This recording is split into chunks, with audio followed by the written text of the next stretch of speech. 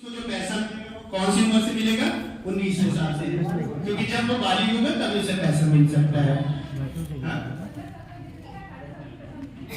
हाँ मैडम बोल रही है 18 से मिल जाएगा, बिल्कुल मिल जाएगा। वैसे एज पर प्लान पैरामीटर्स 15 साल वाला प्रीमियम पे इनकम नहीं बैठता है बच्चे को 90 डेज 90। पता नहीं, मैंने तो हम लोग ने इतनी कैलकुलेशन कर ली 90 दिन के बच्चे के लिए। वो इसलिए क्यों नहीं बैठ सकता है कि मान लीजिए आपने 90 दिन के बच्चे को 28 नवंबर को पॉलिसी दी, ठीक, अब उसने 15 साल पैसा दिया, 15 साल पैसा देने के बाद 2 साल का वेटिंग पीरियड है, ठीक है 15। और हम क्या करते हैं, हमेशा प्रीमियम जो है एडवांस में लेते हैं, एडवांस में लेते हो इसलिए 1 साल का गैप रहता है। तो ये जो 16 साल का प्रीमियम पे इनकम है, इसमें 2 साल का डिफरमेंट देते हैं प्लस 1 साल, क्योंकि हम प्रीमियम एडवांस में लेते हैं उसमें 1 साल उसका एडवांस में बुकिंग रहती है। तो उसे जो पेमेंट मिलेगा, अगर आज आपने 28 नवंबर को किसी को पैसा पॉलिसी बेची है, सॉरी, तो हम उसको 16 साल यहाँ से जोड़ लीजिए, कितना हो गया 28 नवंबर 2023 से 16 साल 28 नवंबर 2039, उसे पेमेंट कब से मिलेगा 28 नवंबर 2042 से। और कितना मिलेगा, अगर आपने बीमा धन 50 से 5 लाख का किया है तो 50,000, 10 लाख का किया है तो 1 लाख, ठीक है मैडम, थोड़ा डाउट क्लियर हुआ? कितना मिलेगा 10% गारंटी। एक और एग्जांपल देता हूं, अभी हाल ही में मेरी सीनियर ब्रांच मैनेजर से चर्चा भी हुई कि पहले के जो प्लान्स थे, क्योंकि मैं भी अभी 6 से 7 साल हुआ मुझे LIC को ज्वाइन किए हुए, तो उन्होंने अपने एक्सपीरियंस से मुझे बताया कि LIC के जो पहले के प्लान्स थे उसमें बोनस कितना था, 74 रुपए, कितना था मैक्सिमम 74 रुपए, 1000 सेम एश्योर्ड। आज के डेट में इसमें कितना है 40 रुपए। 40 रुपए। तो अभी क्या हो रही है, बोनस की वैल्यू कम हो रही है, क्यों? क्योंकि महंगाई बढ़ रही है, और महंगाई को ओवरकम करने के लिए क्या करता है बैंक, रेट कम नहीं करता है, पहले बढ़ाता है, पहले रेपो रेट बढ़ाता है।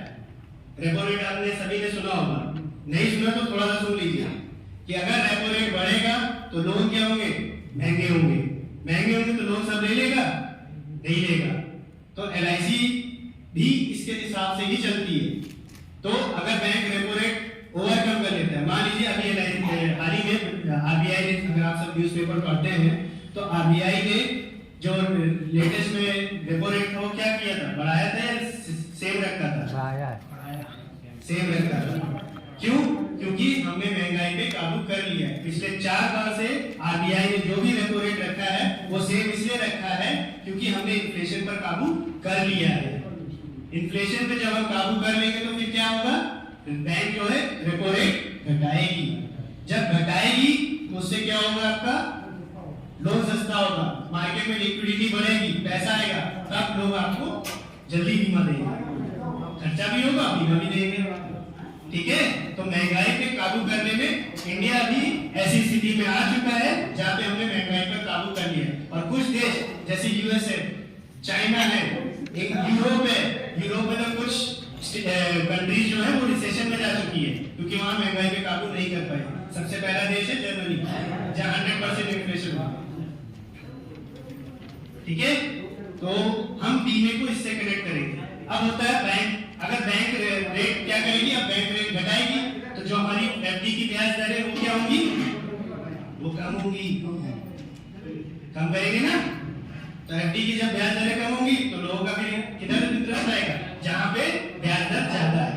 अब यहाँ पे हम ब्याज दर कितना बता रहे हैं, 40 रुपए गारंटीड एडिशन और 10% गारंटीड, आजीवन, आजीवन देंगे हम, हमारे रेट में कोई कमी नहीं होगी,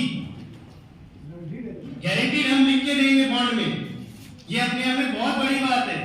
जीवन शांति में देखिए डिफरमेंट क्या है, 12 साल का 14% दे रहे कि नहीं दे रहे, तो ये अपने आप में गारंटीड हम रिटर्न जब लिख के दे रहे हैं तो LIC कभी अपनी बातों से पीछे नहीं हटती है।